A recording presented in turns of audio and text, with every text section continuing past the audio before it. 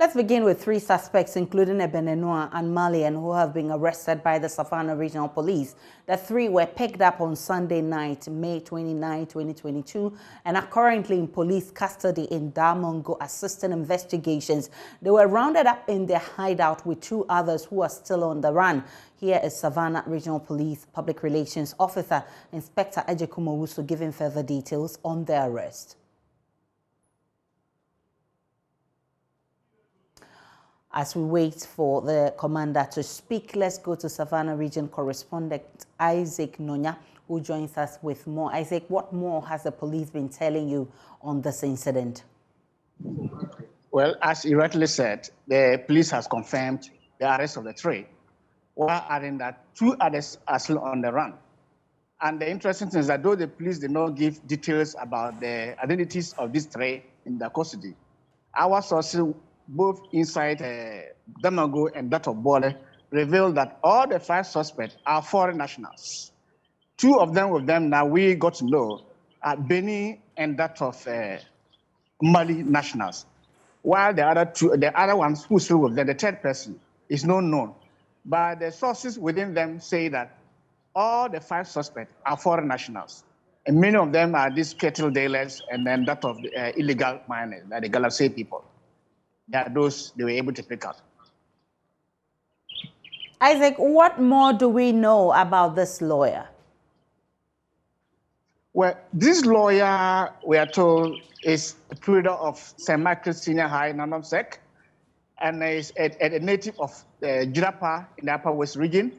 We are also told that he's a breadwinner of the family. You could see the family who went, the younger brother's wife and his 2 other sisters were those, his 2 other sisters were those who visited him. They were returned home for a funeral, as we are told, or family get together. But upon reaching there, this didn't happen to him. We are also told that just this morning, the old boys of that school, St. Michael boys, are mobilizing to petition the police for them to speed up investigation leading to the arrest of this suspect. But they're also saying that having gotten these 3 suspects, they commended the police for that move, while they still want proper identification leading to the actual arrest of those who carry out this hideous crime against their old colleague. Has any family member reached out yet, and what have they been saying? For now, the family have not moved out to Savannah again. The information I picked from the police command when I visited there is that they will be inviting all the family members who were on board the vehicle while they were in transit to Upper West, especially the sister of the deceased, who claimed that anytime she sees or he spots any of those who came around to do the shooting, he'll be able to make them out. So now the police, we are told, this week, between now and Friday, will be inviting the relations, including the sister, to come and identify those who are in police custody, as whether they were those who carried out the shooting or not. Isaac Nonya is our correspondent in the Savannah region. We can now listen to the Savannah Regional Police Commander speaking on the matter. Signal of some arrest that your effort has made. Let me say congratulations. So can you either confirm or otherwise about what we are hearing concerning some arrests? Thank you. After the incident that was on the Saturday dawn, the whole command, the Savannah Regional Command, moved to the scene, and with the help of the intelligence unit of the region, we've been able to round up some 3 suspects, which we are profiling to see if they are the actual culprits. But on what grounds were these 3 rounded up? Because there are a lot of people in that community so far as a crime is concerned. Why were they 3 rounded up? And are they the only number you are looking for, or you have a target? We have a target for about 5. And this, you see, some people commit crimes and leave some traces. And as I said, with the help of the intelligence unit, we've been able to get these 3, which we are Selma hunting for other two. We are equally picking inside information that one of the three is a Benin national. Can you confirm or deny that? Once investigation is still ongoing, and two are still outside that we want to get them, we would like to hide certain things. After we profile them and we get a substantive information or material, we will let you know. Okay. Yesterday, you were talking about the nature of the road, the network, and what have you. We all know how that place is. But going forward, what do you think should be the way forward? As per the road, we police cannot do anything about it, but it's purely the work of the government or the higher authorities. So we are augmenting our strength at that particular place. We are going to also erect or establish other snap checks to make it very visible police presence. Where were your officers at the time the crime happened? Because Noiri, I learned you have a checkpoint there, and there's always police visibility there. As at 5:30 a.m., it's supposed to be 24-hour surveillance or patrol. Where were they? Yes, as you said, 24-hour patrol. If somebody start a work Friday morning till Saturday morning, tiredness will set in, going to, and even the police. Away from the arrest, it's been an eventful weekend for the governing NPP as the party went to the polls to elect its regional executives. As usual, the polls were fraught with allegations of vote buying and drama. We'll raise some of these incidents with election watchers for some perspectives. But first, let's recap how the polls turned out in the Ashanti region, where a number of these allegations were loudest. Incumbent Bernard Ntwibwe-Siako, popularly known as Chairman Wuntumi, was retained in that election. Nanaya Ojima has more in the following report. Look at my flyer, organized and I lost. International Yanko, we too lose. And I lost. The election of regional executive was marred by controversies as voting was suspended twice over an unresolved election register. The atmosphere remained tensed when the two leading aspirants protested decisions of the regional election committee chaired by Ashanti Regional Minister Simon Osei-Mensah.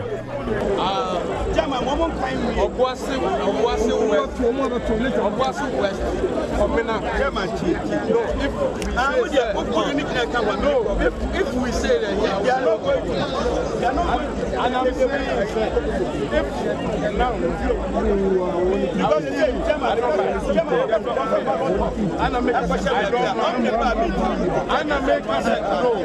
I'm Team Wuntumi broke into wild jubilation after the counting of ballots from the first of 4 zones. That commanding lead ran through all the ballots counted from other zones. Bernard Ntwibwe-Siako says his victory should send a strong signal to the opposition NDC of the party's preparedness to break the 8 with a promise to unite the party. Adia ye here for 2024 no aye unity. Mijna menem regional executives na mu na ya shebo se obi a wugina ye bia no nya no krese olusui ebe de na party papa say o ye campaign na duru ba bia on kasa emfantia e wo musa nya sa na ye pe no na mum e duru ba bia esen ne katra makro e duru ba bia na ka so obi ye bonia for 2024 breaking the 8th sake. My name is regional executive say yadi ache obia. Na dia asie no. Adia asie no. Atrasa MPP. Our campaign of breaking the 8th have started from Baba Yara Stadium They cannot stop us. NDC, you cannot stop us. You can spread the scandalous name about MPP. You can spread the scandalous name. You can lie. You can propagate. You can bring fake news. But winning the 2024 elections, is movement. It is a movement. It is a movement. It is a movement. It's stronger than Apata.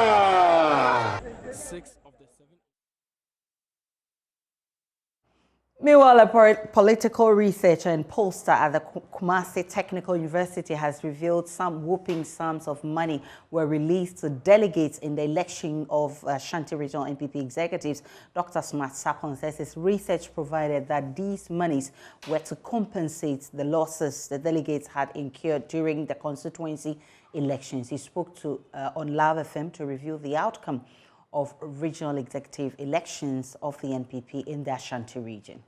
We know that during such elections, monies play a role. Yes. How would you describe this election that took place on Saturday? The monetary aspect of things. Would you say how big a factor was it? They all paid.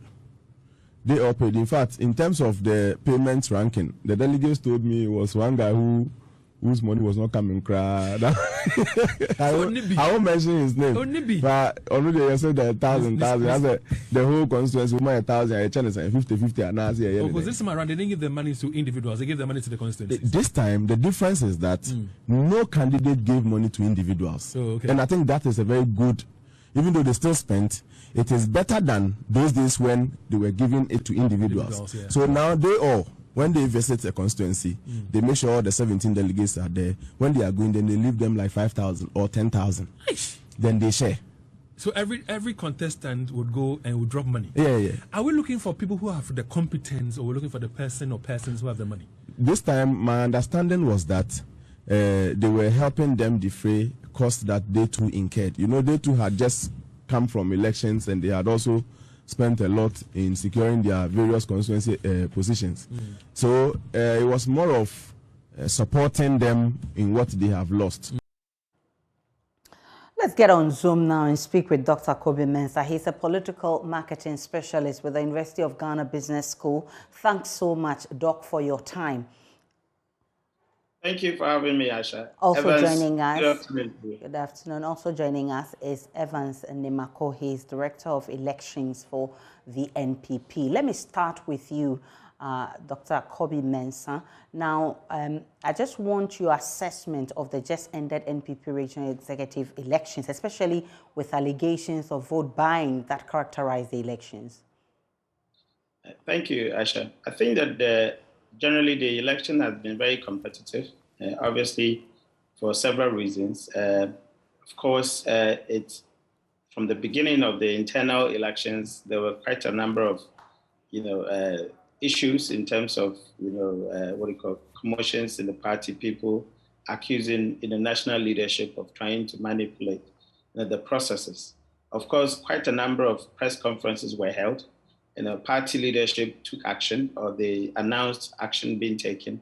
But I think that going into the regionals, I think it was quite somehow organized than the previous ones that we saw. So it means that the party leadership actually took some good measures that actually calmed the situations down. But notwithstanding, we still had some pockets of issues being raised. Some of the contests being taken to court and all that. But I'm thinking that the recent one had been much more quite organized and quite well organized than the previous one. Now the issue of money, it makes it difficult for us to think whether candidates have actually won the elections on their own electability strength, because no doubt, the reports have been flown around here and there about people really paying money. Whether the monies were paid to individuals or to the party, and whether it was good or not, I think any forms of huge sums of money in elections is not something that we have to be proud of, because certainly that is what would lead to the kind of corruption issues that we're hearing. Because when people see political party participation as an investment, then they will come up to recoup whatever they have put in. It's a sacrificial job. And so the thinking is that if you have actually invested in the process, you're actually putting yourself forward for people to elect you to come and do something good for them. Now, if you have to put your money in and you expect to recoup, that is what we get in the corruption cases that we have. Mr. Nimaku, thankfully you're here with us. I'm grateful for your time. Has the allegations of vote buying come to your notice? And if it has, what does the party intend to do about this, especially because we know it will affect the quality of people who will be running the affairs of the party at the regional level?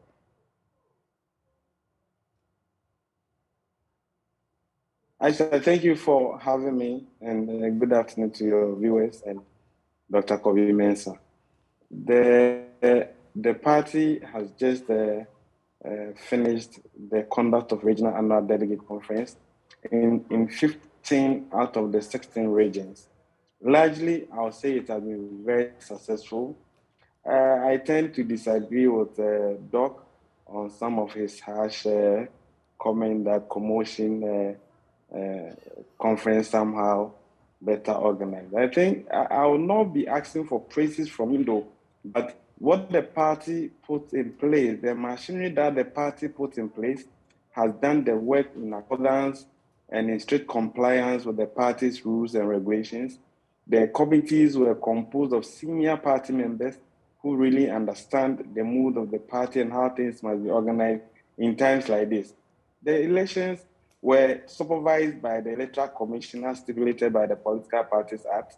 And so it is the EC that helped.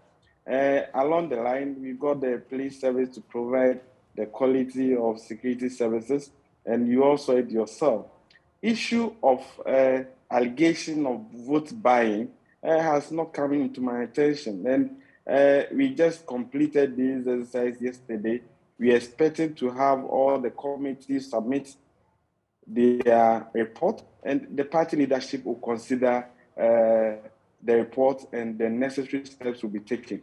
Mind you, we are here to get Central Region done, and when we are done with Central Region, then the opportunity will come for the party to put in place another arrangement to ensure that we have a very successful National Annual Delegate Conference somewhere in July to elect our national officers. Dr. Mensah, let me ask you this. The fact that we've seen new executives, old and new, coming together in these elections. What does this mean for the fortunes of the NPP in the 2024 elections as far as the breaking the eight is concerned? Thank you, Aisha. I think that, Evans, let me say, I actually praised you for the recent one, that it was well put out. Obviously, the earlier one was, not as cleanly put together as this one. So that was a praise, actually. Okay. Well, actually, I think that it sends a signal. Obviously, the NPP is bent on doing something that, even in the Western world, it's difficult for political parties to do. I mean, if you look at the US elections, for example, it's been a very long time. None of these parties have been able to hold power, beyond 2 terms. If you go to England, where they don't have that kind of 4-year, obviously it's open, the maximum that Tony Blair could do was 2.5, terms. So being able to break the 8 is quite, a Herculean task. Nevertheless, they can do that, of course, depending on their preparation. Now, the reason why you see a very keenly contested, internal elections, I think it stems on about 3 issues. Firstly, you're looking at the NDC's performance in 2020, just ended elections, as compared to 2016, which it was almost like a watershed moment for the NDC, because obviously there was almost a whitewash of that particular election by the NPP. The resounding victory, wasn't repeated. Of course, it makes sense, because when the government are in their second term, you don't expect them to have that resounding victory. But the NPP itself was very bold in how they could actually contest that particular election and come out winning. But it didn't turn out to be like that. And especially if you look at the promises that Ashanti region offered, where the chairman was talking about 47-47, and the NDC could actually break into that. It was somehow disappointing for them, and so people are gearing towards new ideas. Now, secondly, the NPP's own performance, as I said, again, wasn't as they expected. Now, when you look at the performance in government, I think there is a lack of confidence in it, which is completely different from the beginning. I mean, the first 4 years, they were very buoyant. Now, the second term, there had been quite a little bit of, carefulness in how they use the word transformation. They use the word, kind of depicting that there's a very high sense of performance.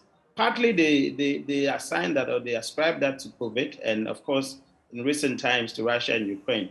But I'm sure that within the party itself, they know that the performance that they expected hadn't been. And so people are looking forward to new ideas, fresh faces that could actually jolt not only the activists and then the internal party support bases, but of course to be able to persuade Ghanaians that they still need another time to do what they want to do. And then of course, I think everybody's expectation of now that COVID seems to be over and countries seems to be turning the economies on the other side, everybody's expecting that we can have a leadership that can drive Ghana also into the geopolitical system. So I think that these are the expectations, the need for fresh ideas, the need for fresh thinking, the need for fresh faces has actually made this internal contest very, very keenly contested. And I think going forward, we're going to see the same thing reflected in the nationals. I'm grateful for your time. Dr. Kobe Mensah is political marketing specialist. Evans Nemako is director of elections for the NPP. I mean, this is a conversation we'll be having more on the NPP's fortunes as far as breaking the eight is concerned. I'm grateful that you joined us. Now, the executive director of the Media Foundation for West Africa, Suleiman Ibrahim, argues that compared to the previous regime, the state of affairs in Ghana appears to be getting worse under President Akufo-Addo. According to him, even though President Akufo-Addo was projected as an incorruptible man before he became president, the prevailing situation in the country bears evidence to the contrary. Speaking in an interview with Benjamin Akakpo on the AM show on Monday, Mr. Ibrahim said he is appalled by the growing levels of corruption and poor governance in the country. He was reacting to the aftermath of the NPP regional elections held over the weekend. I don't think that any of our leaders today is really committed to serving our country. If it were the case, I don't think that we would have been seeing the kind of things that we see today. If President Akufo-Addo was indeed committed, to serving this country in the best of interests, I don't think he would go and be demolishing houses to construct a cathedral. I don't think that the levels of corruption that we are seeing, we would see it the way it is now. I don't think that we will have a minister outside the country for 8 months and still hold on to her position as minister, and a crucial ministry as that of women, children, and gender, social protection. So I think it's more about the enjoyment of the power, enjoyment of the money that comes with it, the opportunity to be able to amass wealth and all of that. And so those who are happy, they deserve to be happy. It's an opportunity for them to make as much as they can make. Those who are sad because they couldn't make it, I think they are justified in being sad, because that's a major loss in terms of how much they could come to make. And that is the politics that we have for our country. And that is why I keep saying, those of us who are relatively young, we do have a responsibility to come together, work together, to make this our country better. I don't think that the betterment of this country is about just a continuous cycle of replacing NDC with MPP, MPP with NDC. We've seen both parties, and I think it's all about making money. And we know people in the NDC who were, occupying certain positions, and suddenly the houses they have, the properties they have, and so on. So there's nothing different between them and the MPP, except that some of us had hoped that President Akufo-Addo, given his track record and his stature and what we were made to believe about him, would have offered us different leadership. But it appears that somehow it's even getting worse. Joy News checks have revealed that the longest bridge in Ghana, the Lower Volta Bridge, has been without street lights for the past 5 years. The 650-meter-long bridge on the N1 highway was tagged last year as a security zone by the Volta Regional Security Council after a secessionist Trans-Volta Togoland group threatened to attack the bridge. However, Joy News investigations revealed that the deployment of military men to the area has not addressed the concerns of the public safety, as there's an entire blackout on the bridge. And a yet-to-be-aired report by my colleague Blessed Soga, he puts a spotlight on the Lower Volta Bridge, as also known as the Sogakope Bridge. Well, so we are here on the Lower Volta Bridge. It's popularly called the Sogakope Bridge. And for those of you who are not aware of this piece of critical infrastructure, it's a bridge that links and connects the national capital, Accra, to the southern parts of the Volta region. This very infrastructure we are talking about has been under threat by secessionist group Western Togoland, which earlier last year threatened to attack this bridge, and hence that prompted the deployment of a military contingent to constantly supply security to the area. However, one piece is missing out of that puzzle in solving the problem. There's completely no light here, and it's blackout here in the evening, and this has been the case for the past 5 years on the 600-meter stretch, which has seen many cars, many vehicles, many individuals, and many revelers use. And it's beginning to become a concern for residents here in Sogakope. For those of you who are not aware of the area, it's in the southern parts of the Volta region, and where we are now stretches all throughout into the town itself. But you can come with me just to have a feel of how people with us here walking and using this area do not have any access to lights. They do not know what's in the dark out there, and you can just come along with me to have a feel of what's happening here. So there are some railings here. Initially, we understand that these railings never used to be, and in fact, some cars used to veer off the road into the river, but that has been addressed. What's the bigger problem here is that these cars that you see pass by could just run into anybody because there's simply no street light here on this critical piece of stretch. And it's the same story, if you could just come with me, throughout the whole 600-meter, and residents are calling for action. In fact, let's speak to some of the residents and try and understand what their concerns are, particularly as there are growing reports of cars knocking down individuals on this piece of stretch, and also the accompanying concern about security. Seriously, this bridge, I think without this bridge, it will be very difficult for cars to be going in and out. Yeah, because this serves as a very highway. Without here, you can go to Aflao, Hohwe, Menshi, and Pando, you can go there. It's only this bridge that connects everybody to that place. So I think the way there is darkness here, I think when you are even walking, you are afraid. You can just, so even when cars incidentally, when they were even passing mistakenly, they even fall inside the bridge for some time ago. But before the letter came and do this. And then I think light is very important to be here because it is very dangerous to be walking in the dark on the river. So you can easily get attacked. Even cars can just stop and then just attack you, put you inside without anybody's knowledge about it. So I think if light is here, everybody can live in peace or without any fear moving on the bridge. When you went to Atipoku, that bridge is just something small. But look at how they did it. Look at how they did it. And this is the longest one. And Atipoku is not ECOWAS road. And this one is ECOWAS road. I think the government to do something about it. And I know that the ECOWAS president is our president. Right. That's Nanado. I think he can do something about this one. He can do something about it. He can do something about it. We need a light on the bridge though. They should repair the bridge very well. When you sweep door around 4 going and a big car has passed this bridge though, you can hear it. You can feel it? You can feel it on the bed that it shake. And even though when you are in your room, when you are in your room, you feel it. You feel it. You feel it that the ground is shaking. How does it shake? It's shake like how it's shake something like that. You will feel it.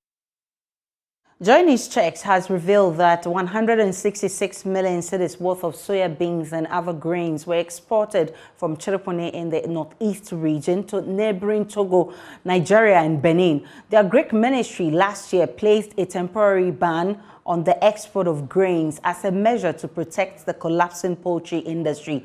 In our latest Hotline documentary, Broken Chains, Joy News reports the poor roads in Chiripone are contributing to the flight of grains illegally to neighboring countries.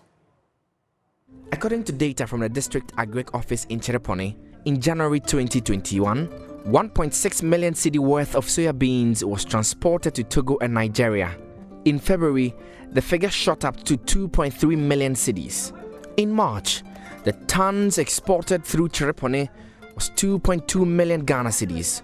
In April, it was 1.6 million Ghana cedis and saw a decline in May, which recorded 635,000 cedis of soya beans being sent to Togo. But cumulatively, the metric tons of maize, rice, millet, soya beans, cowpea and sesame transported to Togo and Nigeria stood at over 166 million cedis. District Agric Director at Chiripone, Pascal Asigri, says this can be reversed if the roads connecting the district to local markets are put in good condition. Yes, so there's no doubt that the condition of the road from Yendi to Chiripone affects the movement of agricultural produce from the district to larger markets in places like Tamale, Ejura, Techima, and many more markets in Ghana.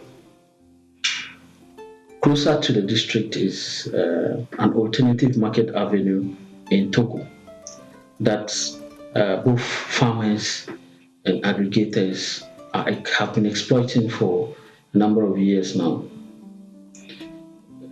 Togo is about 20 kilometers from the district, and because of that, aggregators who are sometimes Togolese, other aggregators are also people from Chiripone, find it very comfortable moving food stuff towards the Togo end instead of the Ghana end. I am of the firm belief that if the road is in good condition, a greater portion of the foodstuff that we produce in Chiripone would move towards the Ghana end to larger markets, as I mentioned earlier, than the current state where most of the foodstuff produced in Chiripone is heading towards the Togo end because of the condition. You heard the excerpts of the our latest documentary, Broken Chain, airing Monday at 8:30 p.m. on the Joy News channel. Let's take a break. When we return, we'll bring you business.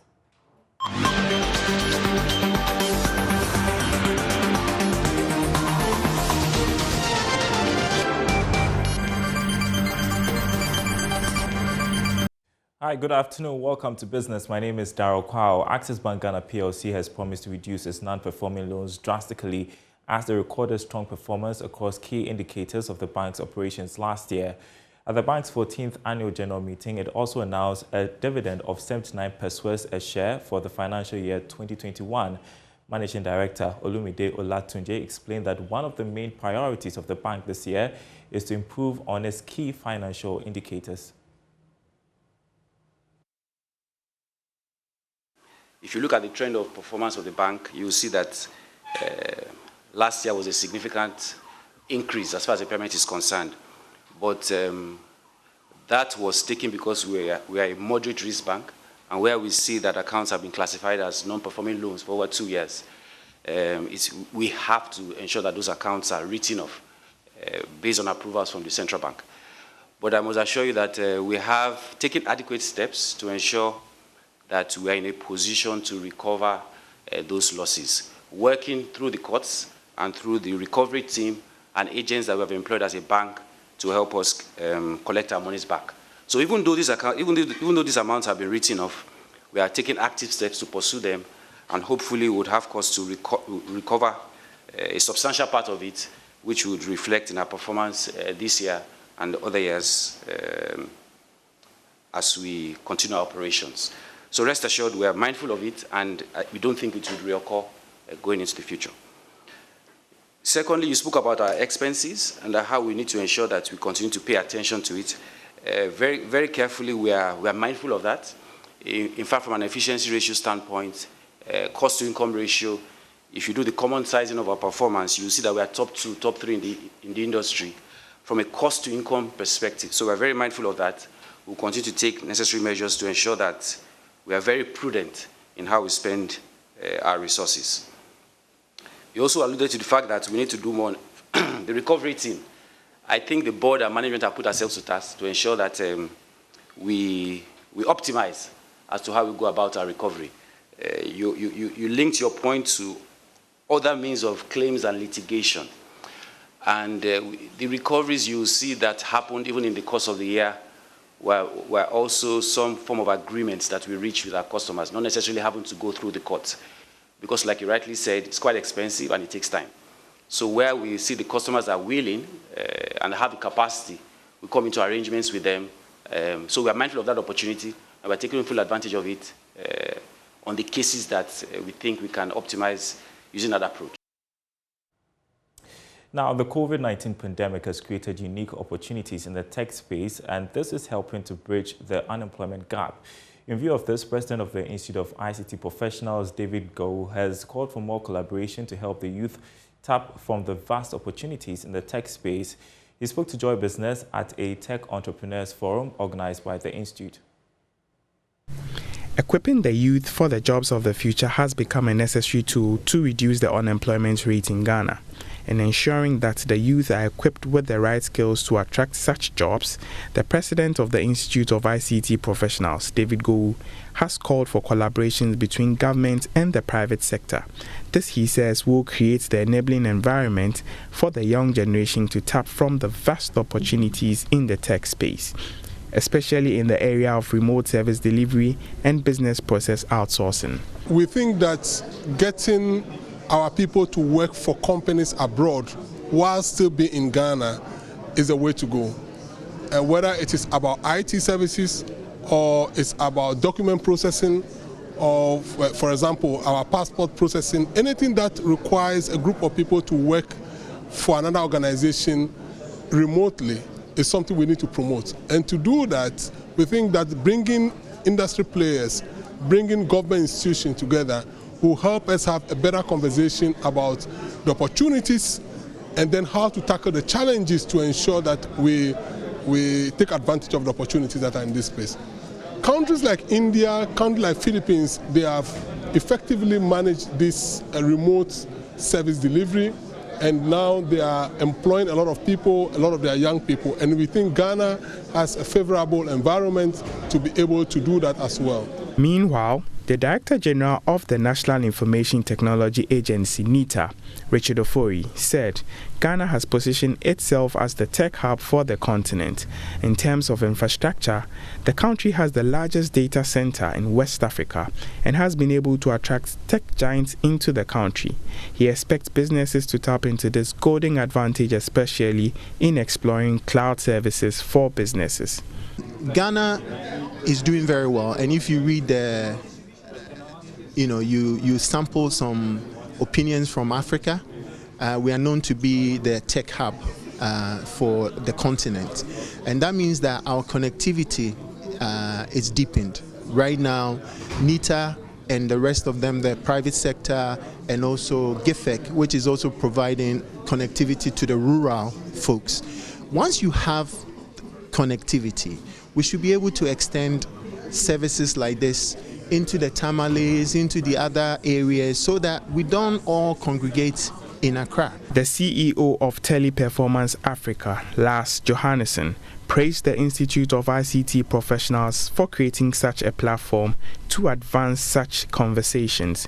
He called for stakeholders to scale up awareness creation about cloud services and its importance. Well, number one, let's be very open and very vocal about the capabilities that Ghana and this continent actually has. We have a very young population. We have a very skilled young population in any of the different, applications and different cloud environment tools that we need to have. Some people are not aware of that one. So let's raise our voice a bit, all of us, and make sure that people becomes even more aware of it. Because this continent, and particularly Ghana, has a very strong capability to do a lot more here. Tech space has the potential to reduce Ghana's unemployment rate. The presence of tech giants in the country has further created multiple openings, but a lot of collaboration is needed to reskill and retrain the youth to seize this golden opportunity. And that's business. Sports is coming up next. Muftar Nabila Abdullahi here with the sports on Joy News today. Last week, Friday, the Ethics Committee of the Ghana Football Association dismissed bribery and corruption allegations against its former communications director, Ibrahim Dara. The decision by the committee, according to the CAF media expert, has restored the image the number 12 documentary robbed him of. It means a lot. It means that I can carry on with my life. Because in many instances, it held me back in some ways, even if not anything, in thinking. I'm a human being, so sometimes I'll reflect. I've lived an upright life since I was born. I've tried my best to be a good human being, to be a good role model, to set standards, to ask people that work with me, whether those that are superior to me or junior to me, to live upright lives, and to be seen in this way robbed me of that authority, so to speak. It has now, by the ruling of the Ethics Committee, that confidence has been restored, and I can now carry on with my life. For me, it was not those people that watched it dispassionately will tell you that there was no truth in the allegation. They said, for me, it was not that damaging. First of all, within me, I knew that what they were doing was false. It was calculated. I knew that. So within me, I was satisfied. And the only thing was people who were outside and didn't know the truth. Yeah. For them, people might harbor doubts. Yeah. For them, I needed to prove to them that it was not true. But in the industry that we are, I don't think anything affected me negatively. Why? Because I had got my life planned out in many, many ways. I was running my own things and all of that. So there would be a difficulty to say it had completely damaged me and beyond repairs. I had the same colleagues, I enjoyed the same company, and the same people that supported me from day one are the same people, and they knew me. They didn't change towards me. If anything at all, they supported me the more. For me, it was a blessing. It was a blessing because it gave me the opportunity to explore many other things that I had not done, that I had the opportunity to do, that I could not do. It gave me the opportunity to explore all of those things, and I'm thankful. That's how we wrap up sports here on Joy News today with me, Muftar Nabila Abdullahi. You can head on to myjoyonline.com and read some more sports stories. Reports coming in indicates that the Ghana Football Association has sacked its team doctor, Baba Amadou, and he's replaced by Dr. Pambo. We have details to share with you subsequently. Thanks very much for your company. Up next is World News. Or showbiz. My name is KMJ, rapper and half of the FOKN Boys. Mensa has shared his views on how he deals with pressure in the industry. According to the musician, he gives himself enough pressure, so it's difficult for anyone or anything to put pressure on him. Me, myself, I give myself enough pressure, so that I don't have to be pressured by external forces or external influences, It's about really mastering myself. I think that's because I don't think anybody gives me more pressure than the pressure I give myself. So it's about just really focusing on what I'm trying to do, and like you say, try and be authentic. And just being observant. I think the biggest thing about being an artist is that you have to really be connected to your environment, to your surroundings, to the people, to the, you know, the community and things like that. I think that's where the influences come from, the inspiration and all those things. And I most importantly, I'm not in competition with anybody apart from myself, you know. I think that's very important. Obviously, you see what your peers are doing, and you have to understand that somebody's success does not mean your failure. That's one thing that, you know, especially in Ghana, you know, I think we're struggling with that. You know, if somebody blows up, it means that they've, you know, it's stopping you from reaching where you're going. But actually, it's just opening doors. It's also showing you that this is possible. There are possibilities, and it also allows you to level up.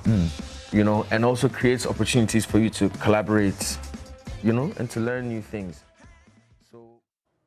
And that was Mensa. The Hits FM Rapio Jesse came back and recorded a huge success over the weekend at the Aviation Social Center after a break in 2019 due to COVID-19. Listeners of the station and football lovers came in their numbers to crown a winner in the final match between Liverpool and Real Madrid. There was also the five-a-side men football, which saw Dr. Pounds lifting the trophy for his side.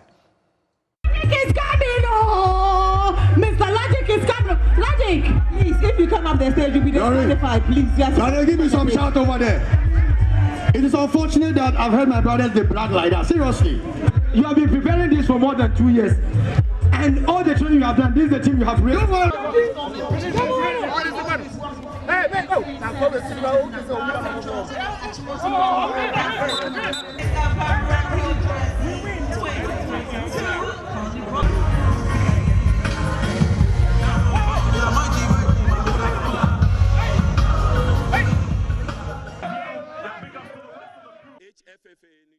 And that was the Hits FM Refugees over the weekend on Saturday at the Aviation Social Center. Many thanks to our sponsors and partners and every single one of you that came through to support us. Aisha.